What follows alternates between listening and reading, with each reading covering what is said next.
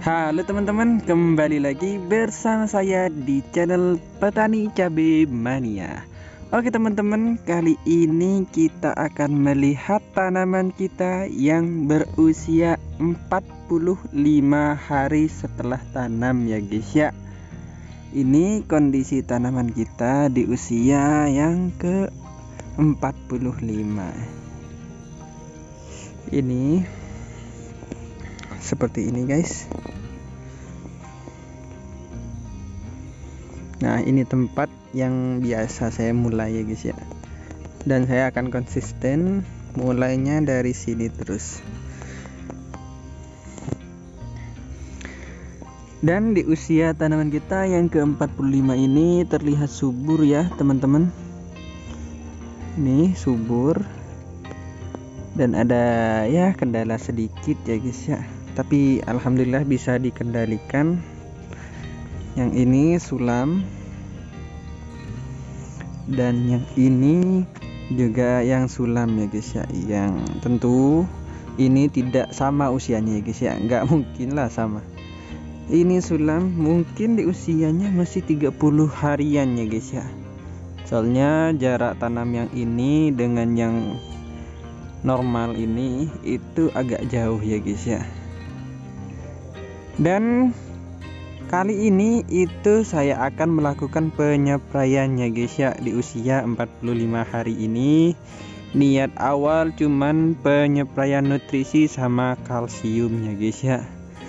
Tapi karena berdasarkan survei yang saya lakukan tadi, ini ada indikasi nih melengkung ke bawah ya guys ya. Ini itu indikasi terserang tungau ya guys ya. Belum banyak sih guys, cuman satu-satu yang masih terserang. Nah, ini melengkung ke bawah, ini indikasi tungau. Ini mumpung masih cuman 2 tanaman ini yang terserang ya guys ya. Jadi untuk penyepraian untuk penyepraian kalsium saya tunda dulu ya guys ya, karena ini untuk pencegahan akarina dulu ya guys ya.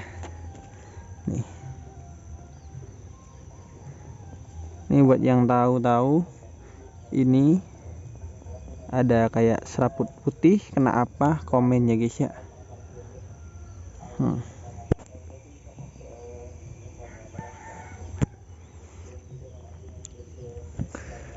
Dan bahan yang lain mungkin saya ikutin nutrisi ya guys ya, tapi kecuali kalsium.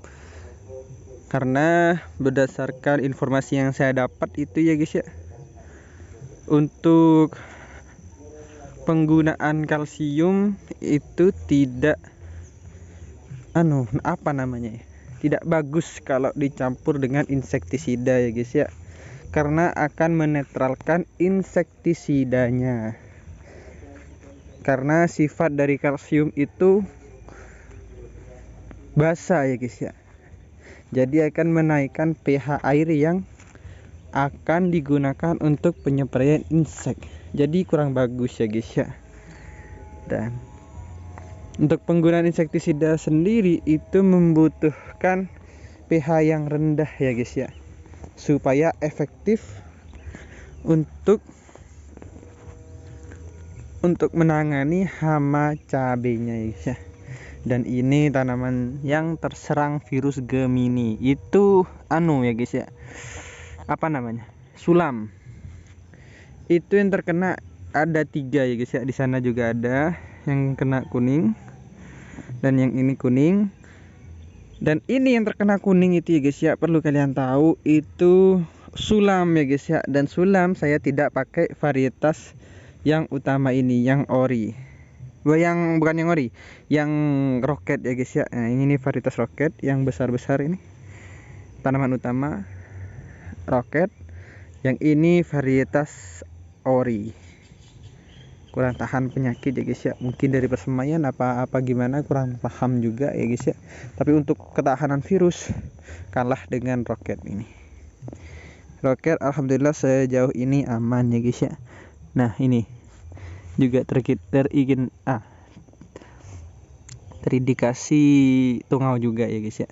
Jadi benar, kali ini itu saya mau melakukan penyepraian Acarina, yaitu Acaricida. Mungkin langsung saya mix dengan anu ya guys ya, apa namanya, imidacloprid. Oh tidak lah, jangan dulu. Kalau imida pakai anu dulu, Acaricida dulu ya guys ya. Nah, dan sebentar lagi, berapa hari lagi itu saya akan melakukan penyulaman lagi ya guys ya, karena bibit di rumah sudah tinggi-tinggi dan varietas yang saya pakai itu sesuai yang saya harapkan. Ini bukan tanaman guys ya. Kita bersihkan dulu.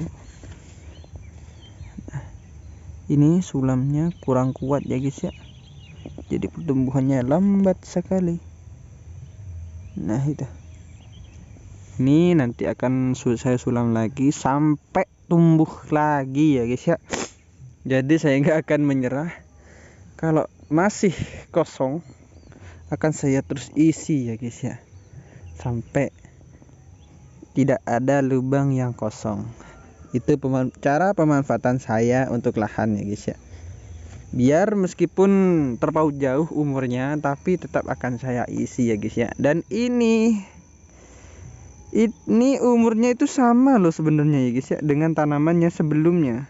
Tapi karena keadaan bibitnya itu kerdil ya guys ya, dan saya yakin kemarin itu nggak bakalan hidup, karena seperti cuman daun kecambahnya saja yang keluar ya guys ya. Jadi saya pikir gak akan hidup, tapi ternyata hidup ya guys ya. Tapi ini nanti tetap saya akan sulam ya guys ya. Itu kan ada 2 lubang. Nah itu kan ada 2 lubang.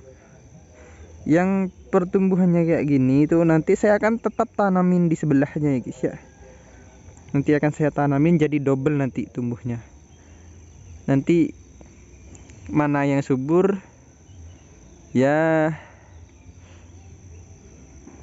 duluan mana yang subur, nanti akan saya lubangi lagi, mungkin di tengah nanti akan saya lubangi lagi untuk pupuk susulannya ya guys ya. Nah itu, dan yang situ juga banyak yang mati ya guys ya. Oke, mungkin nutrisinya itu nanti saya pakai Morden ya guys ya. Morden sama fungisida juga ikut, sama mungkin sama Mino sudah cukup kayaknya ya guys ya. Mungkin sama Vitaron SL nanti saya ikatkan Vitaron sama Mino, stop dulu ya. Langsung aja ya guys ya, langsung ke pencampuran bahan-bahan untuk spray hari ini. Oke teman-teman, jadi kali ini kita akan masuk ke proses pencampurannya ya guys ya. Nah ini kita akan pakai bahan-bahan ini untuk hari ini ya guys ya. Dan ini itu swallow ya guys ya. Ini itu fungisida sekaligus fertilizer, yaitu untuk pencegahan ya guys ya, untuk pencegahan dari apa namanya, jamur. Fertilizer itu untuk pertahanan, untuk perlindungan lah istilahnya ya guys ya.